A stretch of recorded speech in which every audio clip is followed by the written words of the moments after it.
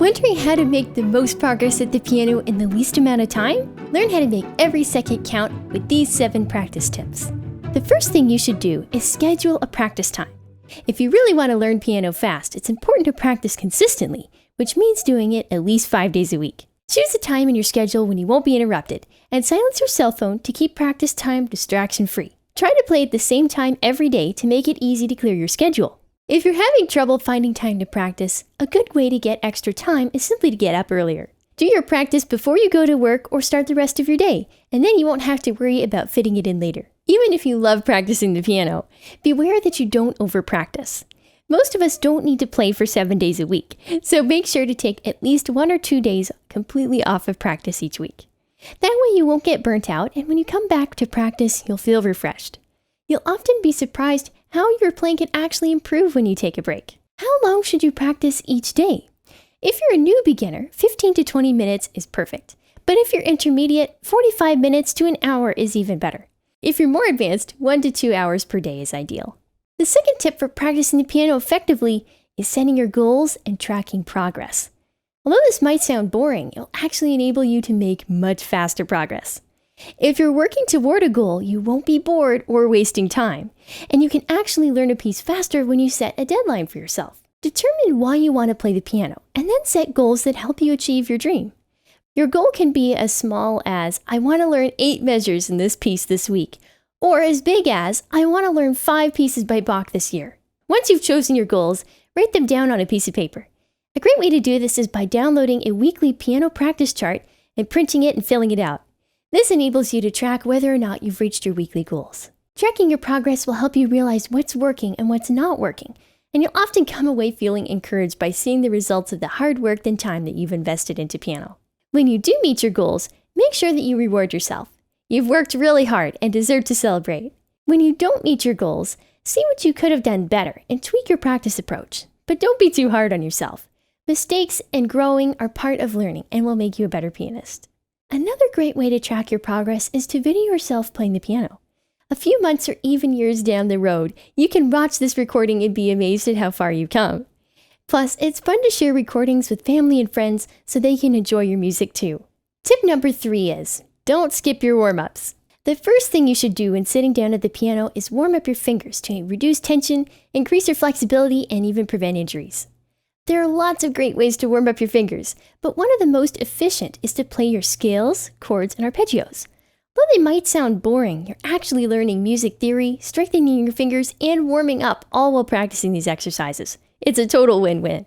I'd recommend picking up a great scale book that can walk you through all the major and minor scales, chords, and arpeggios with the right fingering. If you've been playing the piano for a while, hand and exercises are another great way to warm up. Check out this great video for tips on practicing these fantastic finger exercises. How long should you spend on warm-ups? The perfect ratio is actually about 10% of your total practice time. But if you want to progress in piano even faster, I'd suggest playing scales for 20 to 30 minutes per practice session. If you found these practice tips helpful so far, please hit that like button to help other pianists find them.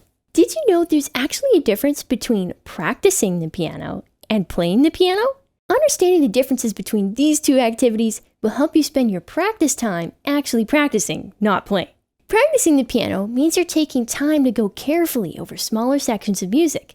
You'll often be playing at a slower tempo, and you might even be playing hands separately. You should be in your analyzing mode, noting every detail in the music. Practice does feel challenging, because you're growing a lot when you're doing it. By contrast, playing the piano is much more relaxed. You don't have to think so hard. The music is already in your fingers, and you're naturally more expressive and creative. You're covering whole sections or pieces with ease and confidence, and you're enjoying yourself. It might be tempting to spend your practice time playing the piano, because that's the end goal, right? Actually, that's not the right approach. You'll never be able to play the piano with confidence and ease unless you spend the time carefully practicing the piano.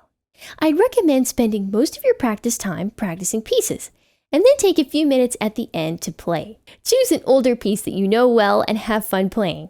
It's a great way to reward yourself for doing the hard work of practice. So how do you learn to practice better? Start by learning small chunks of music at a time.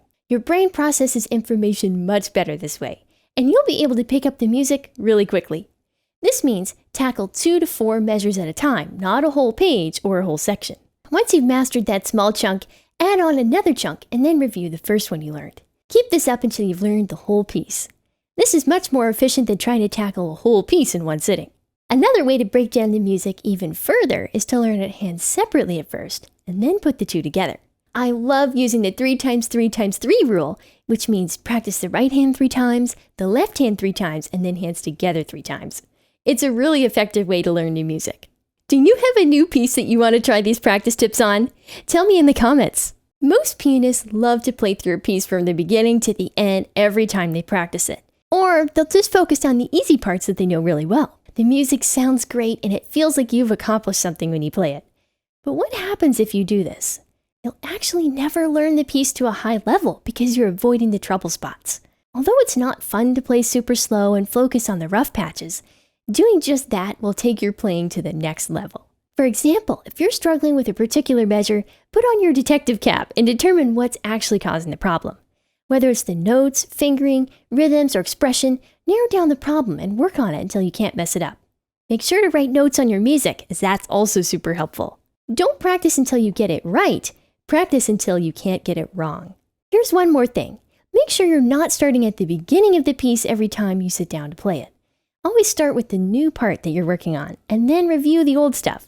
That way, you'll learn the music a lot faster. What happens when you're trying your hardest to play the music correctly, but you're messing it up left and right? Chances are you might be playing it too fast. When you're learning new music, there's a tremendous amount of information to process, and trying to play it too quickly can lead to a mental overload. Always go slow enough that you can play the piece without serious errors. On a new piece, this often means playing at half the performance speed or even slower. This is a great time to use the metronome or to count out loud. Both of these strategies will keep you mindful of your speed so you're not speeding up on the easy parts and slowing down on the hard parts.